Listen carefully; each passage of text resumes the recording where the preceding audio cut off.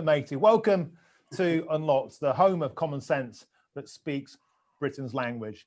We've got a very special episode of Unlocked today, something a bit different. It's the Emma Kenny live clinic. Now, obviously, I'm not Emma Kenny, but Emma Kenny is on the line today, aren't you, darling? Hello. I am indeed. Thanks for having me. I'm very much looking forward to it.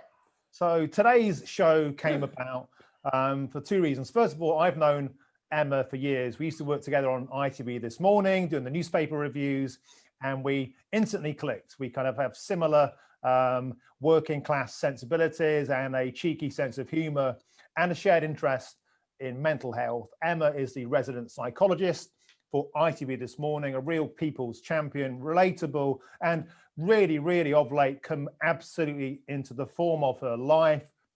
We did a show on the Recovery Project. She's a leading co-founder, a light of that. And by God, has she become an outspoken critic of the lockdown, of the government strategy, and really become the lightning rod where everybody is contacting Emma with their feelings about the lockdown and its impact on the nation's mental health.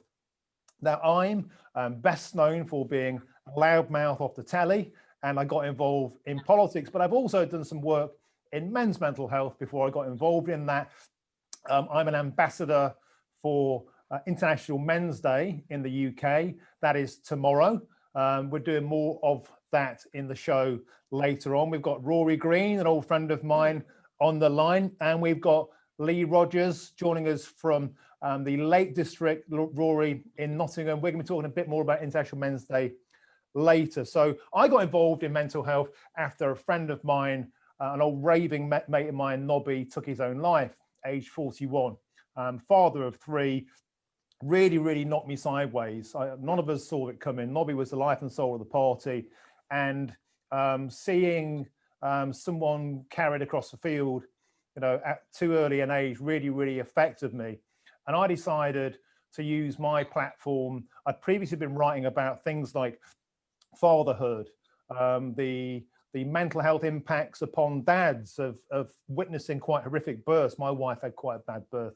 And then the feelings of becoming a father and your sex life and all the rest of the thing. At the same time, there was a huge conversation in the press about toxic masculinity. And I thought, this isn't fair. No, it's not fair to label men for their own sort of forthcomings and weaknesses as we were. So I got involved. I started writing for the Telegraph, for the Sun, for the Mail, anybody would have me, and did a lot of work on Sky News as well. So what we thought we'd do with this new show, Emma Kenny does a live clinic 3 times a week on Facebook already. We're kind of transposing it here, and we're on the Daily Express live today. And what I wanted to get across is that this huge wealth of knowledge that Emma has, because people contact her by their thousands each week, real kind of taking the pulse of the mental health condition and concerns of the nation. So why don't we kick off the show, Emma, by trying to get a feeling of what people are talking about out there. And obviously, the lockdown has to be the #1 topic of concern out there, Emma. Yeah, I mean, I think that there's different divisions, really. So there are obviously ultimately some people who lockdown has been pretty decent for. So if you've been very stressed at work and you found yourself on furlough, or you suddenly don't have to commute, we can expect that some people's anxiety has dropped a little bit. But for the most part, and I mean predominantly the most part, as far as my experience is, I'm just getting flooded with people who are really scared. So people feel really scared, firstly, because they can't see an end to what's happening. Secondly, there's quite a lot of desecration of trust regarding the people that they thought were here to protect them. On top of that, I have so many parents getting in contact with me with children who are dealing with suicidal ideation, self-harm, health anxiety, OCD, and then relational issues, because loneliness, as you were talking about at the beginning of this, is a massive part of what makes us mentally well. And also cabin fever, living with people constantly and not being able to go about our normal business and having the breaks that we'd usually pursue is also problematic. But one of the biggest things at the moment for me there's a lot of people who are afraid that there is a really dark narrative behind what's going on at the moment. So my job is a lot of reassurance around the fact that for everybody who has a particular belief and plan, there are lots of people with a different one. And it's helping people to kind of create those blockers between how they are now with what they fear might be before they kind of drive themselves to that point where they feel just desperate. And of course, all the other mental illnesses that you'd expect for people to get in contact with me, they're getting in contact with me because they feel there's been a reduction of services. And I just want to make it clear that when I say that, it's not me dragging down the NHS. I know how overburdened they are with mental health issues. They always have been. And the services weren't adequate anyway. So what we've had is people not being able to see clients on a one-to-one basis, and just the general issues that we're seeing regarding funding added to all the COVID issues. That's caused another problem and another set of issues. Yeah, there are two stories in the news just today, Emma, I think kind of frame this off. A big report out about relationships and the divorces. Divorces are at an historic rate of increase today since 1972. Now, the interesting thing about this is that the Divorce Reform Act came out in 1969, which allowed no-fault divorces within 2 years. And guess what? In 1972, bang, it went through the roof. That's happening again right now, Emma. And plainly, this is being driven by the lockdown. Now, what is it about the lockdown? Is it that old feeling of, well, you know, it's bad enough being away with the missus for 2 weeks in Benidorm, but if you're locked in the house, that was a joke, by the way, but if you're locked in the house for months, is it that familiarity breeds contempt, or is there more going on? What are you hearing from people about the special pressures of the lockdown upon relationships? I mean, I think it's what you just said at the beginning about the fact that there's clearly pressures and cabin fever, but I think it runs deeper. So I think on more of a cellular level, people are really struggling with anxiety, stress, they're worried about the future. Total changes in the way that people work have meant that you've seen your partner in a different aspect. Maybe you've both been working at home and suddenly you realize that your partner thinks you should be responsible for the children because you get paid less, even though your time is spent in exactly the same capacity working. So it's created those kind of divisions. But one of the big things is, I think that as human beings, when everything feels outside of our control, apart from feeling overwhelmed and anxious and stressed, we also seek to control that which we can. So it's almost easier to make your partner the issue. So right now, I can understand my feelings. I really do. I know I'm angry. I know that I feel very let down by the way the world is being.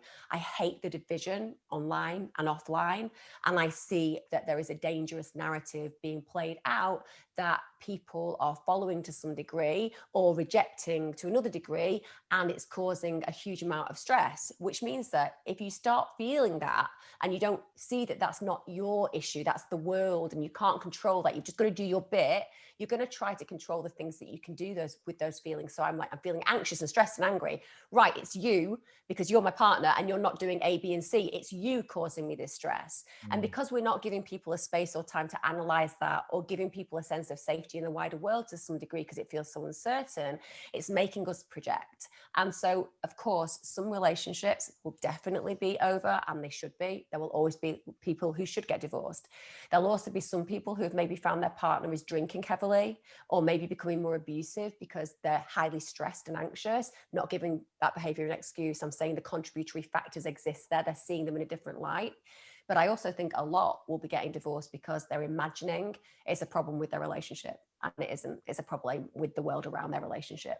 You know, it's interesting, when we did the recovery edition of this show, we had a really touching, I'd like to bring Rory in response to this if I could, because one of the key things, I co-wrote the biggest report in the UK into masculinity and what makes men happy. We launched it in Parliament.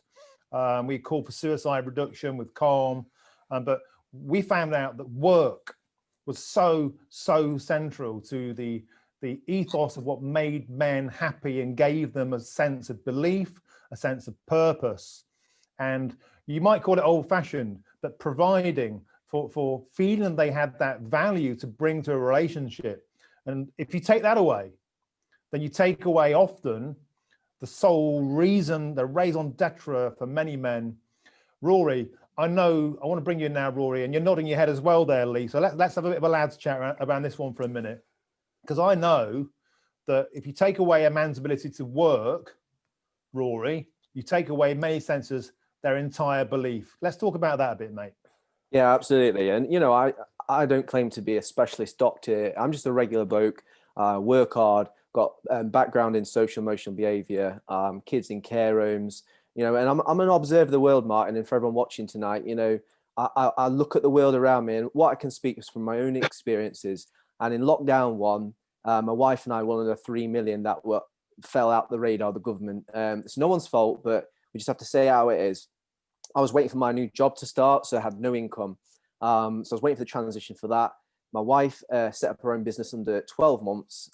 She's an amazing speech and language therapist for children, and she lost most of her clients. So we had no income, no government help, no furlough. So as you said, and you directed, a lot of men, we just can't help but get our identity out of work. It's, you know, women are just fantastic people, and they're so good at understanding the process about how they feel, about what's going on, how are they doing. But men are just so task focused. We're on about getting the job done.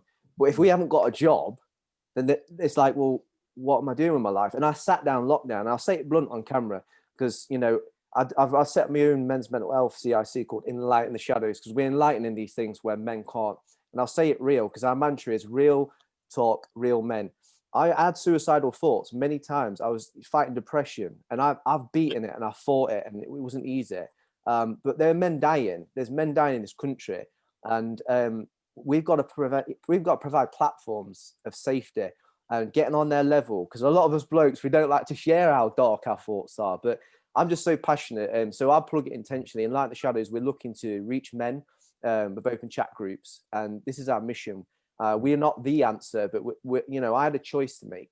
I'm going to sit around and complain about what the government have and have not done, what the NHS have and have not done, or am I going to do something about it? And so, you know, I'm here just to speak for men who haven't got a voice right now, who have started to self-harm and never done, who are depressed and never felt depressed, who, you know, get their identity. So that's, you know, that's my passion, mate, and that's how I feel men operate.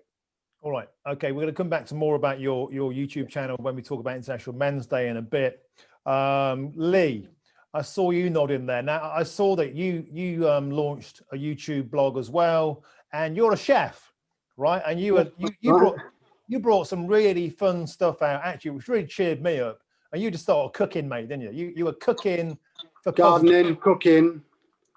I totally agree. It's like, when I had suicidal thoughts and I was depressed and everything was going wrong, my saving grace was going to work. Even though I was in work and it was busy and I couldn't concentrate, I made mistakes. But just having that routine, going to work, coming home, bringing home the bacon for the family, etc. It's a manly kind of thing, you know, I need to work. But also, it does work both ways in my family. We both work. We tried it one way, the other way, it just doesn't work. I feel like if you both go out and work, it's definitely more beneficial, and it's done me good. Plus, gardening and the YouTube has really, you know, done me really well. I'm really pleased. Yeah, I absolutely think, and I want to come back to Emma for some reaction to that. But you know, I was a DIY merchant, you know, during the first one. And by the way, I was also on the excluded list. I didn't get a penny from the government. I depleted my life savings getting through the first lockdown. And we started doing Unlocked, actually, from my study on a laptop. We just started banging these YouTube videos out. We were kicking back against what the lockdown was doing, how it was damaging the economy, and how it was just kind of trampling us down. But we decided just to get on the front foot and launch this channel. And look where we are now. We're on the Daily Express. We're kicking on. We're with Emma Kenny, who's one of the most superb TV psychologists in Britain. And look, today is a product of people coming together and having these conversations. Emma, none of this will come as a surprise to you, will it? About just how important it is for lads, especially, and call it patriarchy, call it inherited gender norms, call it whatever you want. But blokes just like to work, don't they? Yeah, I mean, just to say as well that I do think it's okay to call out the fact that you guys have had a really awful time with not being supported, and Rishi has supported lots of people and not you, and it's perfectly acceptable for anybody out there listening, particularly people who've lost their jobs and haven't had that kind of support, to feel a sense of injustice. I think that's really important, because I think people don't feel like they're allowed to, because they think that they're somehow have got it wrong because they didn't get that support. It's like, it's not your fault.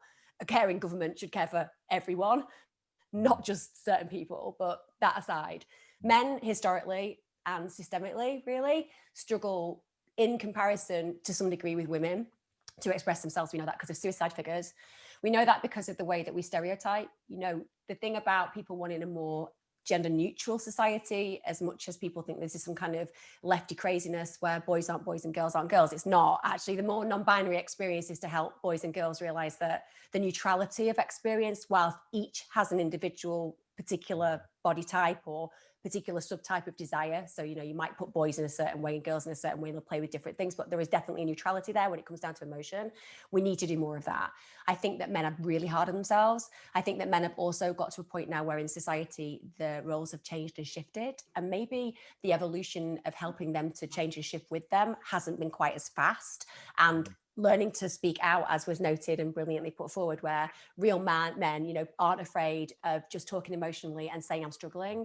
My father killed himself. I am a daughter of suicide. I can tell anybody who's listening to this now that if you can avoid that at all costs, whether you're somebody who's dramatically depressed and you want to take your own life, or whether you are somebody who feels like that could be something you go through and you need to reach out, you never want to leave the legacy that I have to live with every day. So I think it's really powerful when men come together and just say, it's really hard. And actually, we don't necessarily have the answers. And it's not necessarily even about finding the answers. It's just about expressing that life is tough, right? I mean, I feel like we don't have that conversation enough. I think we're all about, let's talk about well-being and let's talk about mindful practice, which I love. Gardening's amazing, cooking's amazing, do it all, because that's informal mindful practice. But can we have some real conversations about the fact that it's really hard? And sometimes it's exhausting. And sometimes you just need somebody to go, I haven't got a solution, but I just hear you and I feel it. And let's be in this together. Because sometimes we spend so much time talking about mental health, we don't do a lot about acting on it and helping others really manage it. I think that's so true. And like, you know, when I start to really get involved in all of this, all this stuff that we say, and we'll get onto this more in the International Men's Day stuff in a bit, but all this stuff that we used to hear about, men don't talk enough. I just said, that's not true. You know, men do talk. They just don't talk in the same way as women, and that's okay, because like blokes just talk different ways. And we did some great work with University College London with Dr. John Barry and the Men and Boys Coalition that I founded in Parliament, and then I did a lot of work for Harris, the razor company. And actually, what came out of it was that men talk in different ways. They talk in different places. And by the way, that's a great thing about being online. We found out that men were often really comfortable behind the anonymity, which often gets maligned as a terrible thing. If it's anonymous, it must be bad. But actually, it was giving men more permission to be more open. And we looked at using AI and apps, and all the solution can be in the palm. And these things aren't all terrible. YouTube can be a great thing. We've got 2 lads on here already that have proven that. It's a hugely positive thing to say to men, we're not expecting men to be more like women, just be yourself. And if you can start talking to your lads, and these conversations have been greatly enabled and encouraged by people like Professor Green, who began this, and then a few more celebrities coming in. But I want to get more into the men's stuff in a minute, but there's something specific I want to ask you that you and I talked about earlier, and I see so much of this online. And there is a huge anxiety at the moment about the vaccine, the COVID vaccine. And will it be mandatory? Will I have to have it? Will it make me feel ill? And at the same time, Emma, there seems to be a hugely dictatorial media narrative and government narrative about you must take this or you're going to kill your granny, you're irresponsible. This is stressing people out, right? I mean, I'm one of those people that everyone wants to remind me when I talk about my opinion on vaccines that I'm not an expert in this field, which I don't need reminding about because I'm very, very aware of that. But I think that one of the things that I always talk about is I'm always been pro-vaccine. My children have been vaccinated. I've been vaccinated. Do I want the COVID vaccine? No, because I don't really feel that it's essential for me at my age. And I think that autonomy over our body is really powerful, and we should always have access to knowing that the choices that we make are best for us and our families. I think it's really important that the government just step away from dictating what we should have and why we should have it, because you do a really powerful thing. You actually stop people wanting to go ahead. That's the problem. You see, human beings, we're inquisitive and curious, and we work things out. And some of us need to be told what to do, as in advised. And some of us need to find out the advice ourselves and come to the same conclusions. And some of us just need to live the way that we want to, which might be not to go on the path that other people would choose for us. But that's okay. The minute you say you are being mandated, you are going to have a kickback like you wouldn't believe, which isn't good. We want people, if it's right for them to have it, we want people, if it's wrong for them, not to have it. And we also want, more than anything, a pro-choice climate where data is shared effectively. Listen, people have to be concerned about this, not because there are lots of people who are saying, this is amazing, it's the panacea, we should all definitely have it. Number one, there's certainly not enough evidence right now that we've heard the information to a point where we should all just be directed on that route, because we should be given time and evidence. But the other thing I would say as well is there are certain things that you go, okay, vested interests, let's look at why, and why would we do the whole world when we know that it affects certain people, and let's look at this a little bit more closely. And I think that when you do that, you gain trust. Right now, I would say mental health wise per se in the UK, there's a lack of trust. And when you talked about men before, just to add to that, I think that men are great at talking about their emotions. I just think sometimes we don't give them permission to. You know, I don't necessarily think we give them permission to. So I think as well, it's maybe on us as a society to start asking the questions more, to ask our partners, to ask our children, how are you? And as far as the kind of numbers of how many people do you get typically contacting you, say, per month? And as a percentage of that, what are the anxieties of the moment, and how much of it is around COVID anxiety? Massive COVID anxiety, massive vaccine anxiety, but also a lot of people, it's jobs. A lot of people, for example, who don't really think, a bit like me, you know, I've always just done what my doctor told me with respect. I'll hold my hands up to that. You know, they tell me to have something, I've had it, right? And a lot of people feel that way, but because of all this kind of pull and push in the press, they're struggling with what they think now and how they feel, which is negative to some degree. You know, we want people to feel reassured. So that's a big part of it. Lack of trust, feeling that the world is a bit more scary. And the big one is loneliness. I mean, people feel really lonely at the moment, and work. I mean, as was noted by all of you, work in a capitalist system underpins our global security, and people haven't had work for months and haven't had money. So I don't think anybody at home can understand what that would feel like to have had no money since this began. That's happening in the UK in 2020. How dare we be here?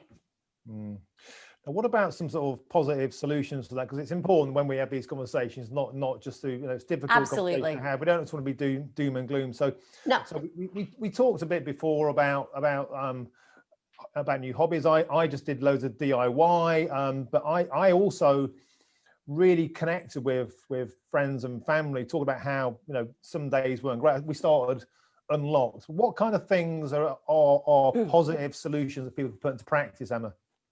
I think one of the things that you really highlighted today is the way we can connect with each other. So of course you can do that on a micro level through all the different technologies like we're using now, like Zoom and Teams and all the things that go with it, right through to a macro level like YouTube. I think that everybody's got a story. What blows my mind about people is that no matter who they are, they always have this incredible story. So I think sharing your experiences, you can do your own YouTube channels, you can do your own TikToks. It doesn't really matter. It's about saying, you know, I have a story, I have a voice, like look at me and listen to me and let's connect. That's great. That's good for mental health.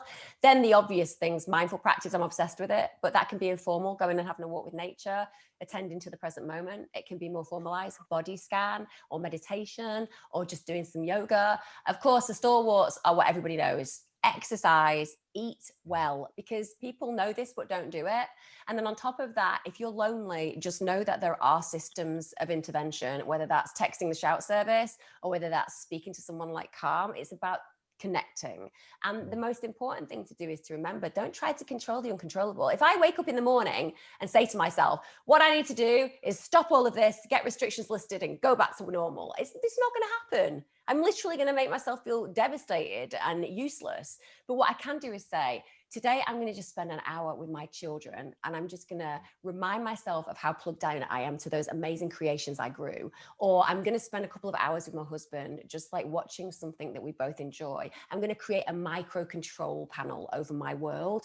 That's so positive for mental health. And the other thing is, work out your worst fears. People don't do that, Martin. You have these fears, but you don't do the work to actually strategy orientate yourself to it. So I always say to people, what is the worst fear? And they tell me, and then we look at all the things that would happen before that actually arose. And that is so powerful, because you eventually realize that the fears that you have, and the biggest part of it, are going to be unfounded, and most don't come true. And there are lots of things you can counter strategy wise around that. So I would do all of those things. And as you said, reach out, listen to podcasts, read books, do things that remind you that other people have been in this situation. You know what? We all struggle with our mental health. I have. It's okay. And we all can get through it. But a lot of the time we need other people to help us, and that's okay. You know, one of the things that I did that was free and easy, I switched off the mainstream media. Amazing. I just do that straight away. I just stopped listening to Piers bloody Morgan telling me every day it was going to be the end of the world, and it was worse. COVID was worse than a meteorite smashing into my house. Today he was telling us that we're not allowed to have Christmas. He's all right in his seven-figure salary with his maids and his deliveries. Amen to that. You know, how dare anybody who is sat in a nice house with money, you know, not having to worry about these things, not be thinking about the 14 million people who live in abject poverty in the UK, the 2 million who don't have internet in their homes. You know, how dare we not see that? A great society, a beautiful society, cares about the poorest and the most vulnerable. It's as simple as that. That's what marks a good society, and we don't do that. So I'm completely with you. Switch off from the mainstream narrative, switch on to positivity and connection, and also know your limits. You know, when you're getting into rows on Twitter, I get it all the time. I get trolled like it's a sport. And if I were to listen to that and engage with that and believe it, I wouldn't be able to get out of bed. But I just have to say to myself, you know, control what you can control, and only think that other people's opinions are not your facts. That's really important. So definitely digitally detox. Yeah, I think that's a really key point. You know, so many relationship issues that I've seen within my own relationships, within friends, family, everyone's falling out because of social media. What do you mean you don't agree with the furlough? What do you mean you don't agree with the vaccine? It's like, well, I thought we were allowed to have an opinion. But people got so much time on their hands, and they're so revved up by the media and so revved up by politicians. They just want to fall out and vent. It's like there's got to be loads of that going on out there, Emma. Absolutely. And I think that people see it as very monochrome, so black and white. So I will literally, the other day, I literally got called an anti-vax, anti-Brexit, anti-white woman. I mean, the point is, none of that's true. But is that how you need to cast me? Because I don't necessarily agree with restrictions. Actually, I don't agree with restrictions because of mental health. I don't agree with restrictions because social isolation kills. The NHS, up until 2020, would you believe, said social isolation will kill you quicker than smoking 15 cigarettes a day your entire life. We are purposefully and willfully told people now that social isolation is not just good for you. If you don't do it, you might die. It counters everything we've known research-wise. So when I'm saying this stuff, it's very easy, as people do. We cast a villain and a hero. But actually, isn't it the grey area in between? Isn't some of what they're saying there, right? And some of what they're saying there, right? And the big thing that I think that most people can agree on at the moment, Martin, is there is definitely a sense that some things are happening that might not be in our best interest regarding certain people who can make lots of money. And I think in history, where money is concerned, we have to be diligent. So my issue is always to explore the grey area. I'm not angry with anybody. I just think people all want the same thing. We want to be loved, happy, healthy, safe. So even when we're conflicting, our main core desires the same synergized experience, and we should be looking at what's preventing that before we start annoying and hurting each other, if that makes sense. It does. Superb. I'd like to move on now to another topic of the show, International Men's Day. But before I do that, if you're liking what you're seeing out there, please share on Facebook. Follow us at Unlocked United Kingdom. We're on Twitter at Unlocked_UK_. We've also got a YouTube channel with the new kids on the block. Thank you so much to people like Emma for getting involved. You've been out there for years. We're just trying to get going, and we're trying to put something more positive and constructive across from being told we're going to burn in hell every day by the likes of Piers Flaming Morgan. Now then, let's move on to International Men's Day. As I said at the top of the show, I am a UK ambassador for IMD. I got involved in the committee in the United Kingdom around about 2015 when the day was routinely, and it still is, trolled on social media. Now, it's really important that I get across to you what IMD is about, because it's mislabeled as some sort of misogynistic, well, every day is International Men's Day. No, it's not. It's November the 19th, and it's tomorrow. And it came about many years ago, but in Britain, it's staffed by volunteers. There's no money in sticking up for men. If you're gonna go for the money, then you'd be a feminist who supports the lockdown, who supports the vaccine. All right, you get the drift. And by the way, Emma, I don't think you hate white Brexiteers, because you like me and I'm a white Brexiteer. Yeah, anyway, let's not that issue.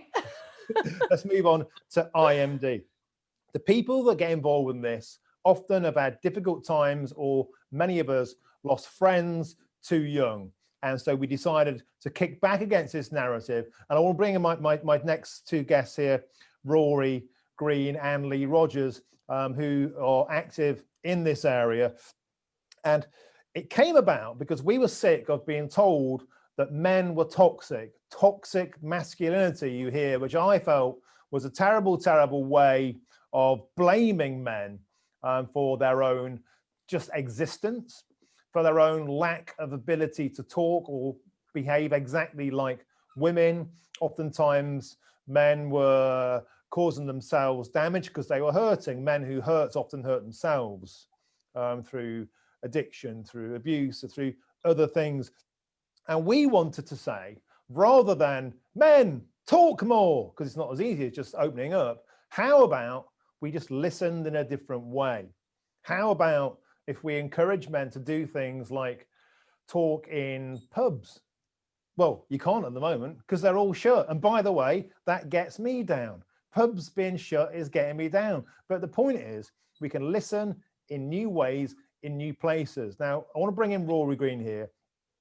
Rory, we're great mates. We spent way too long together last year on the general election campaign trail, but we met on a hilltop in Eastwood, in Ashfield, Nottinghamshire, where we got involved in the election, and you were actively involved in the mental health care of young men. You're a working class lad. You've got your finger on the pulse.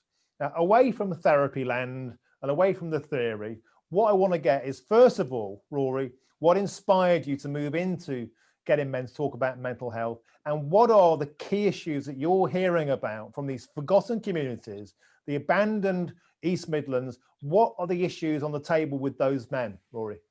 Yeah, Martin, great question. So firstly, to answer the first part, I think it's a self-discovery. I think I'm a scholar of life, and I just realized that through my life experiences, through a lot of my sufferings and traumas, and trust me, everyone gets them, that I bottled it up. I kept it, I manned up, I got on with it. I'll be all right, I'll crack on. And I'm 32, believe it or not. And I got to my late 20s, and I just had this complete explosion of emotions, and crying, and just it was a book that I read, this one sentence, and I just had a backwash of all of my struggles in life, a lot of them, and how and it wasn't a blame game. It wasn't like, oh, someone's fault. It was just, I'd never learned how to express myself. I don't think I had the environments to be listened to. Again, not anyone's fault. I just didn't learn it. And so I'm on this self-discovery and learning about my own mental health. And as I've passionately described earlier in the show about how about suicide. So yeah, a lot of that self-discovery. But as I said earlier in the show, it's that I look around me, I observe, I'm wanting to listen. And here in Nottinghamshire, I sense a frustration. I think the word I'm getting is frustration. We've got a Facebook group of nearly 300 men. We only started in May, and it's a closed environment, a safeguarded environment where everything's confidential, and people are sharing their stories. And we just partnered with a boxing gym in Nottingham, you know, real working class, proper weightlifting boxing gym, top guy, Kev at Rebels in Nottingham. So we'll shout out to him. And we did our first men's chat group, and I tell you what, half the room didn't know each other from Adam, but we had a laugh. I made the environment informal. I made sure as I was leading, I was participating, you know, and we just started opening up, and also balance it with having a laugh. So it's a lot what you say, Martin, with the frustration of pubs, frustration of boxing gyms and gyms closing, and you know, and again, we're doing something about it by going online, so we're adapting. But it's a lot of this frustration that people, you know, who are politicians, they don't have a struggle with, but you know, we do. So. And also, you know, you bring a great point that I've said for a long time. Again, so much masculine activity gets a bad press. Boxing is a great example. Boxing is an example of, well, it's just thuggishness. It's like testosterone drenched cavemen. If you actually look into this, I did a study with some schools in Belfast, and there were 2 schools in Belfast, one of which had terrible outcomes for white working class lads who, by the way, for 25 straight years have been the worst performers in education in Britain, something I went straight to the heart of government about when I got involved in politics, and they're just about starting to listen. It took a long bloody time, but they are listening. There were 2 schools. One had terrible outcomes, one had much, much better outcomes. They were on the same estate. Nobody could work out why. Guess what it was? One of the schools was affiliated to a boxing gym, and the boys there who were listless, often fatherless, and we need to talk about the importance of fathers. And let's flip this conversation. Instead of it being about negative, toxic masculinity, the joy and the beauty of positive masculinity, positive male role models. And if you don't have them at home, you can find them at a boxing gym. You can find that mentorship. And I know, Rory, that you do that kind of mentorship. Talk to me a bit about some of the work, and I know some of the lads that you work with, some become great, great friends. You know, you know who I mean, beautiful, beautiful lads, but lads who grew up in damaged environments, and all you have to do is listen. All we have to do is be empathetic and to allow them to tell you their story, because if that anger's in there, it projects in bad ways. Tell me about some of the boys that you've worked with and some of the common issues and how you got into their hearts and to help them grow. Yeah, you put it beautifully, mate. We want fathers. We're a father's generation, and there's something beautiful when families are united, when mother and father are one, and the dad is present. And I've seen it so many times where dad isn't present, and there's that void in their life. And so, you know, I've been like a big brother, a father figure to many. And I don't say that to, you know, blow up my own head, but I do it because I care. I look around, and where my dad wasn't there, bless him, you know, I still honor him, but he had his struggles, and, you know, he wasn't around. And so I had to adapt. So, you know, what I've seen firsthand account is that, particularly with the care systems, they leave care at 16, 17, they're still boys, and there's no structure in place. There's supported living, but there's no relational sense of continuity in their lives. And so then they go, well, I don't trust you. And every new person in their life, they just put a wall up because they're like, well, I don't trust you. And so I kept that contact in place. And as you know, Mark, you've met some lads like that. And it's a wonderful thing. I think Enlighten the Shadows, which is what I do now, is about brothering, and it's about fathering, and it's about creating that positive culture of, you know, encouraging one another and confiding one another. And that's the kind of vibe that we bring. So yeah, and it's so important. I'd like to just hop back to Emma if I could, with the next point, and that is, you know, we live in a time where single families, you know, are celebrated. The nuclear family in a sense it is denigrated. But if you look at educational outcomes, if you look at the propensity to become jailed or an offender, my mother worked for her entire career with boys in schools. She was a family liaison officer working with some of the most damaged boys in all of Nottinghamshire. My mum's job was to keep boys out of prison. Simple as that. She was trying to keep these lads out of Borstal, and they came from every social malaise and background you could possibly imagine. They were the products They were the products of a damaged background. But often the criminal justice system, the psychotherapy system, the schooling system, it just deals with what's in front of them. And so much effort was put into unlocking those kids and their pasts, and understanding and empathizing, and all of that costs money.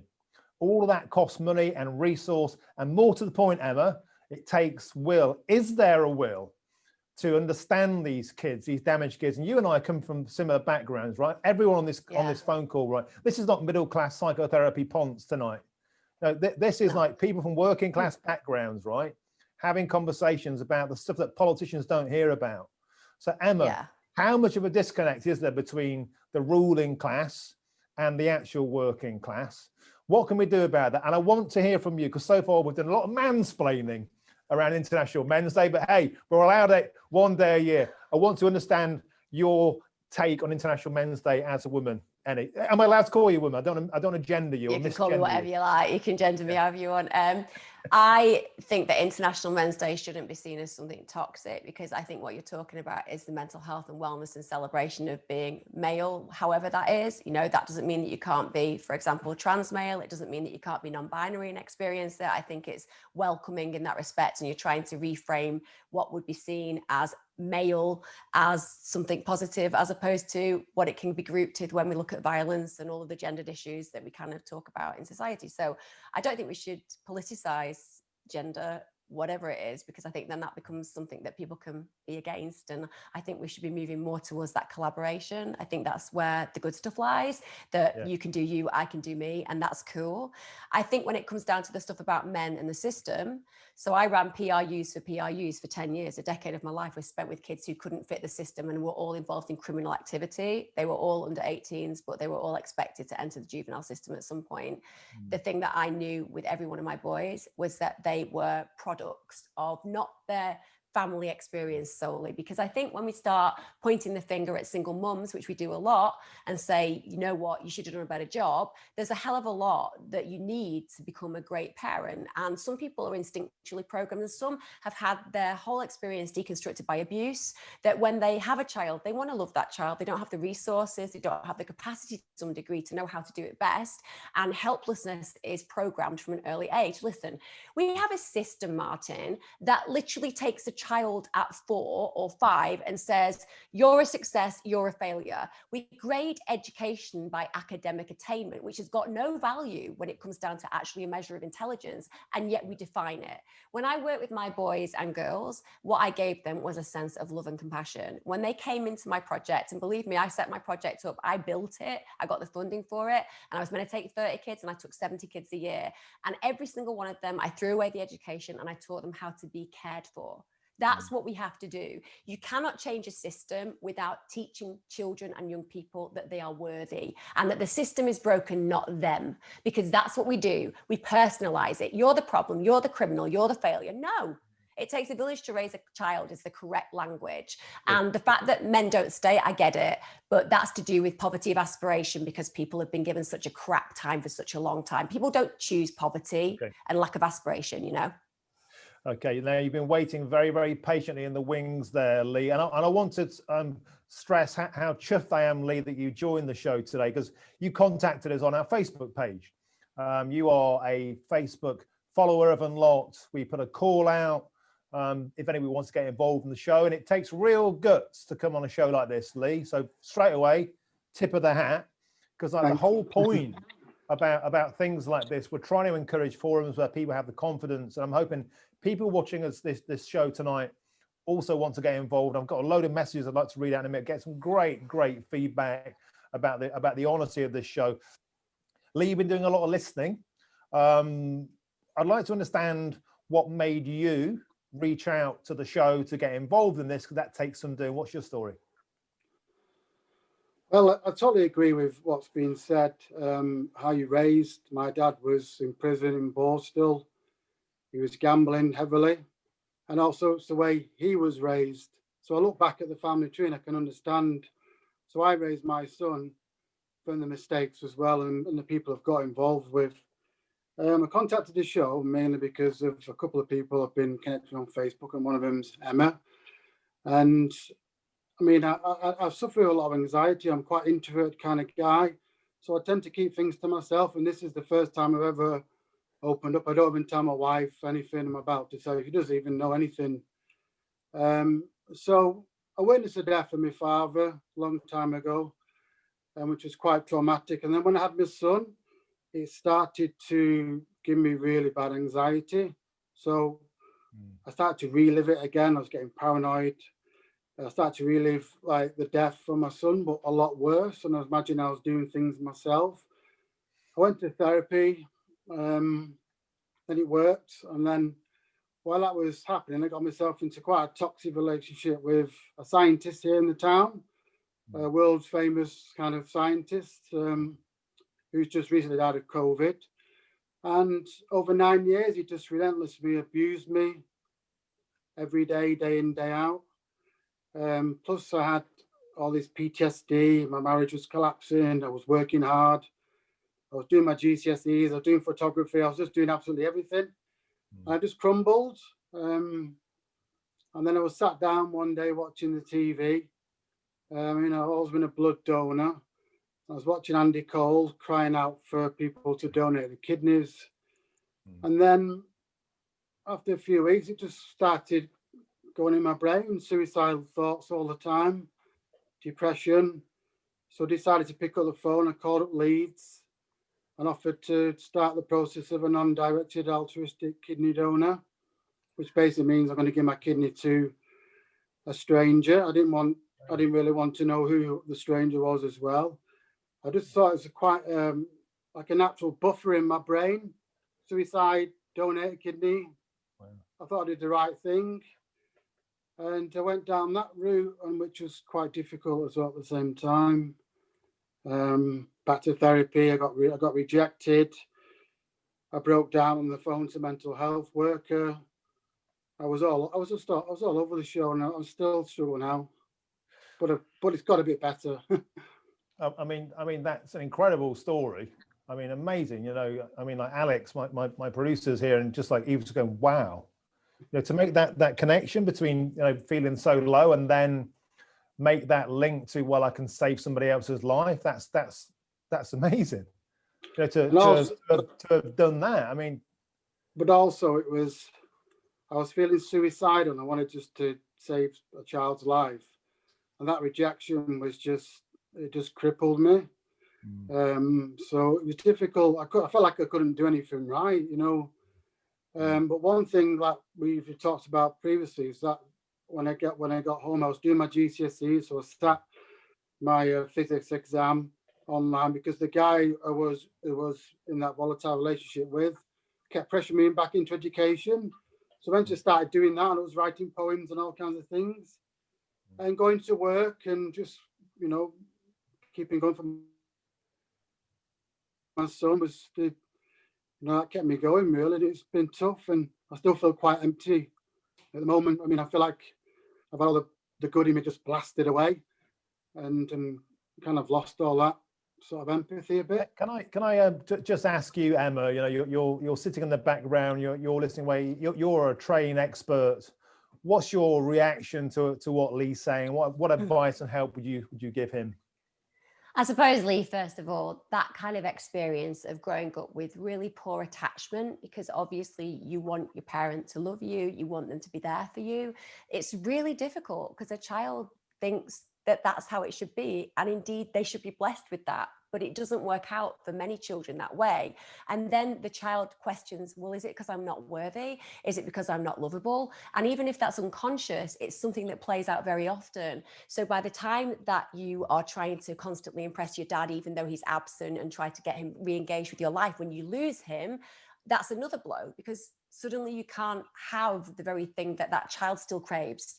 Then you have your own child.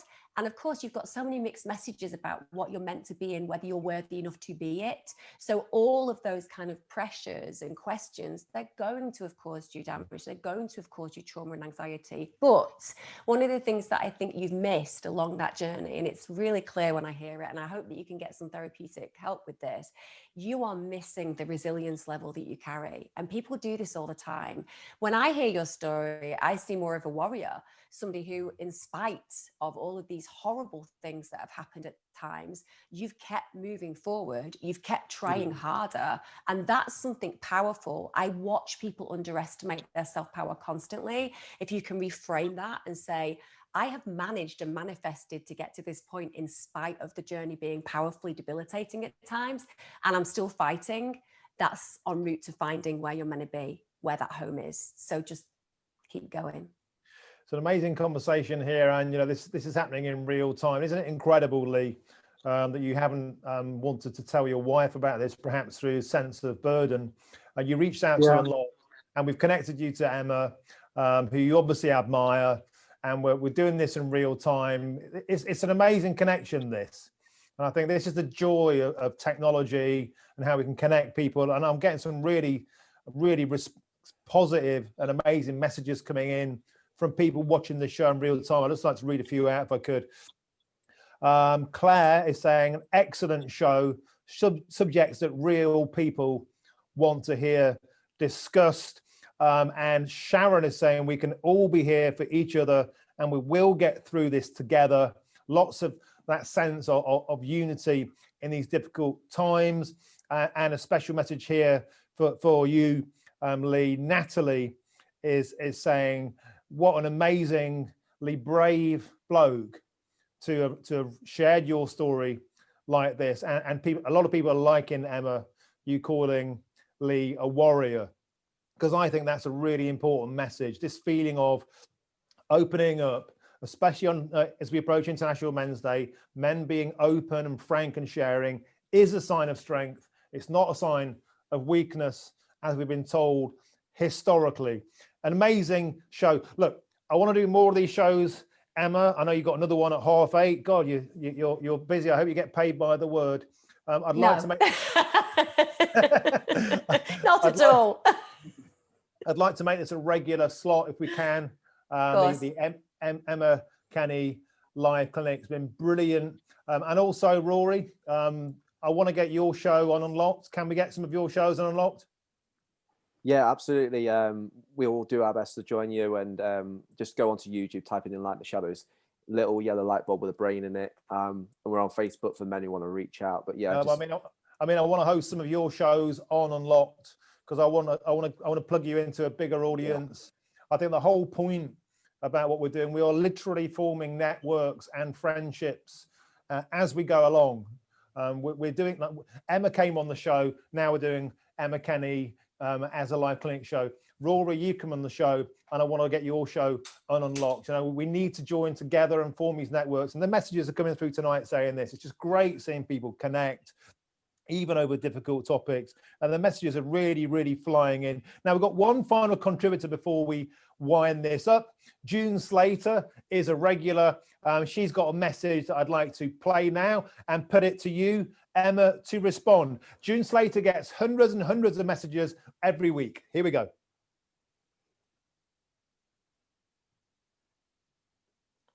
Hi, Emma.